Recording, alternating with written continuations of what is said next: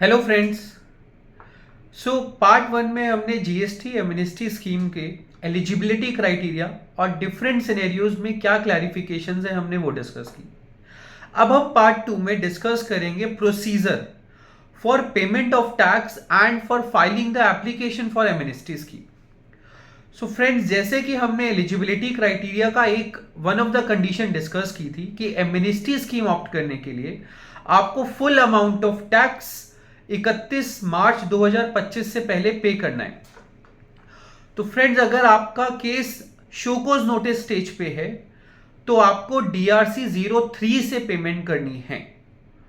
और अगर आपका केस ऑर्डर स्टेज पे है, यानी कि आपका 73 का ऑर्डर आ चुका है या फर्स्ट अपील का ऑर्डर आ चुका है, तो अगर आपका मैटर ऑर्डर स्टेज पे है तो फिर आपको पेमेंट इलेक्ट्रॉनिक लायबिलिटी लेजर में अपना अमाउंट क्रेडिट करवाना है, इलेक्ट्रॉनिक क्रेडिट लेजर के अंदर।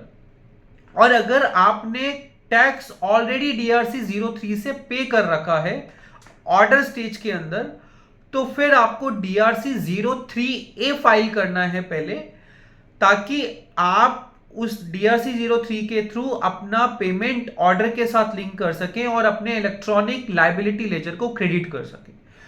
फ्रेंड्स, ये एक्सरसाइज आपको 31 मार्च 2025 से पहले करनी है पेमेंट ऑफ टैक्स की। जब आप पेमेंट ऑफ टैक्स करेंगे, जैसे कि हमने एलिजिबिलिटी क्राइटेरिया के वक्त डिस्कस किया कि आपको फुल अमाउंट ऑफ टैक्स पे करना है।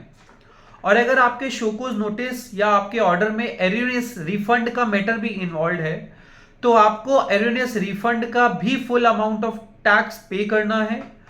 और अगर आपके इन तीन फाइनेंशियल ईयर 17-18 से 19-20 के अलावा कोई फाइनेंशियल ईयर है, लेट से 20-21, 21-22, तो आपको सारे मतलब पूरे नोटिस की डिमांड, टैक्स डिमांड आपको पे करनी है, तभी आप इस स्कीम का बेनिफिट ले पाएंगे। 31 मार्च 2025 से पहले आपको पूरी डिमांड जो शोकोज नोटिस के अंदर है वो पे करनी है, अगर वो इन तीन फाइनेंशियल ईयर्स के अलावा भी है।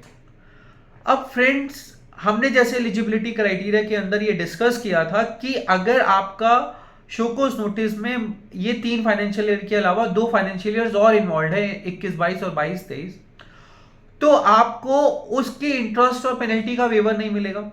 तो जब आपका एमनेस्टी स्कीम का ऑर्डर पास हो जाएगा इन द फॉर्म SPL 05, तो जब आपका ऑर्डर पास हो जाएगा और आपको स्कीम अलाउड हो जाएगी, उसके 3 महीने के अंदर अंदर आपको बाकी के फाइनेंशियल ईयर जिनका आपको वेवर नहीं मिला है उसकी भी इंटरेस्ट और पेनल्टी 3 महीने के अंदर पे करनी है, तभी आपकी स्कीम वैलिड मानी जाएगी। तो ये था पेमेंट के लिए।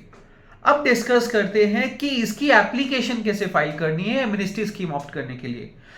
पहला इंपॉर्टेंट पॉइंट ये है कि आपको एमनेस्टी स्कीम के अंदर हर नोटिस और हर ऑर्डर की सेपरेट एप्लीकेशन फाइल करनी है। यानी कि अगर आपके पास 17, 18, 18, 19 और 19-20 के 3 नोटिस या 3 ऑर्डर हैं, तो आपको 3 एप्लीकेशन फाइल करनी होगी, यानी कि ईच नोटिस ईच एप्लीकेशन। फिर आपको 30 जून 2025 से पहले पहले आपको, अगर आपका केस शोकोज नोटिस स्टेज पे है, तो आपको फॉर्म SPL 01 भरना है। और आपका केस ऑर्डर स्टेज पे है तो आपको फॉर्म SPL 02 भरना है 30 जून 2025 से पहले।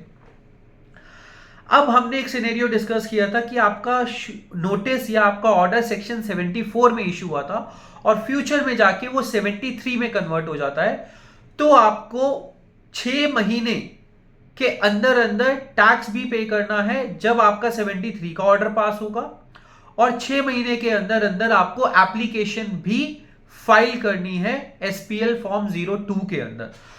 अगर आपका केस फ्यूचर में कभी भी किसी भी मोमेंट पे 74 से 73 में कन्वर्ट होगा, तो आपको 73 का जब ऑर्डर पास होगा एडजुडिकेटिंग अथॉरिटी का, उसके 6 महीने के अंदर अंदर आपको टैक्स पेमेंट भी करना है और एप्लीकेशन इन SPL 02 भी फाइल करना है। फिर एक इंपॉर्टेंट है कि जैसे हमने बताया कि जब आप टैक्स पे कर रहे होंगे तो सेक्शन 16(4) की जो डिमांड है, जो time limit of availing the credit के बेस पे डिमांड है, वो आप वहां से हटा सकते हैं, क्योंकि उसमें लॉ अमेंड करके आपकी जो क्रेडिट एलिजिबिलिटी क्राइटेरिया है वो आपको अलाउड हो गया है। तो आपको सेक्शन 16(4) जो टाइम लिमिट की वजह से आपको क्रेडिट डिनाई हुआ था, वो आप हटा सकते हैं उस अमाउंट पे करते समय।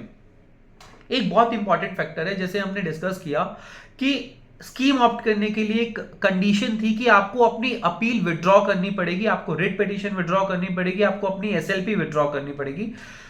तो आपको जब आप एप्लीकेशन फाइल करेंगे तो आपको अपनी अपील विड्रॉ का एविडेंस देना पड़ेगा कि आपने अपील विड्रॉ कर ली है।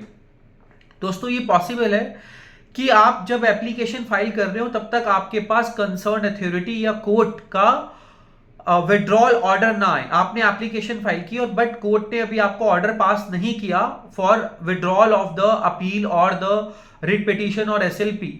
सो आप एज एन एविडेंस आप एप्लीकेशन जो आपने विड्रॉल की एप्लीकेशन फाइल की है वो अपलोड कर सकते हैं। और जब आपके पास ऑर्डर आ जाए, जब अपील विड्रॉल का ऑर्डर आ जाए, उसके 1 महीने के अंदर अंदर अपील विड्रॉल और रिट और एसएलपी विड्रॉल के ऑर्डर के 1 महीने के अंदर अंदर आपको वो विड्रॉल ऑर्डर भी अपलोड करना है। सो अब लेट से ऑफिसर को लगता है कि आपको एमनेस्टी स्कीम का बेनिफिट नहीं मिलना चाहिए, तो वो फॉर्म SPL 03 के अंदर आपको एक नोटिस देगा। जो नोटिस इशू करने की टाइम लिमिट है 3 months from the filing of the application. तो जब भी आपने एप्लीकेशन फाइल की है उसके 3 महीने के अंदर अंदर अगर ऑफिसर को लगेगा कि आपको स्कीम का बेनिफिट नहीं देना, तो वो आपको SPL 03 के अंदर एक नोटिस देगा, जिसका आपको 1 महीना मिलेगा जवाब देने के लिए। आपको उस नोटिस का 1 मंथ के अंदर रिप्लाई करना है और अपॉर्चुनिटी ऑफ बीइंग हर्ड देंगे ऑफिसर। सो आपको एक हियरिंग अपॉर्चुनिटी मिलेगी जिसके अंदर आप अपना रिप्लाई सबमिट कर सकते हैं कि आपको स्कीम का बेनिफिट क्यों मिलना चाहिए। उसके बाद या तो ऑफिसर रिजेक्ट कर देगा आपकी एप्लीकेशन या एक्सेप्ट कर देगा, या फिर ऑफिसर को डायरेक्ट लगता है कि आपकी एप्लीकेशन अप्रूव है तो विदाउट इश्यूइंग SPL 3 वो आपको डायरेक्ट SPL 5 भी इशू कर देगा। तो स्कीम अप्रूवल का जो ऑर्डर है वो फॉर्म SPL 05 के अंदर आएगा।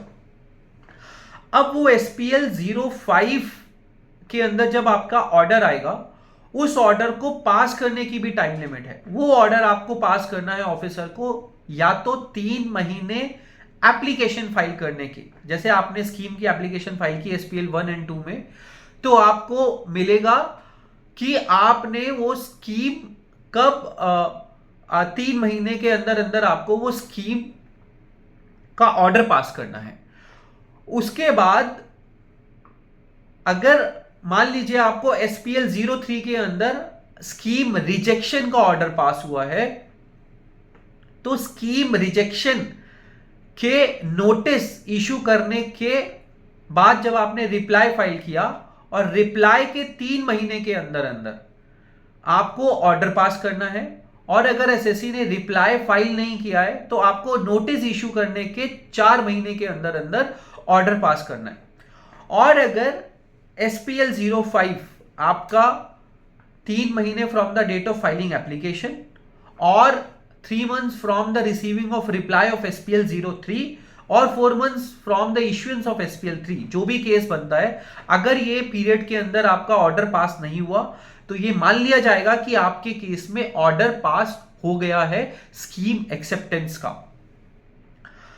फ्रेंड्स, अगर आपकी SPL 03 में नोटिस आने के बाद स्कीम रिजेक्ट कर दी जाती है, तो जैसे मैंने आपको बताया था कि आप उसके अगेंस्ट अपील फाइल कर सकते हैं।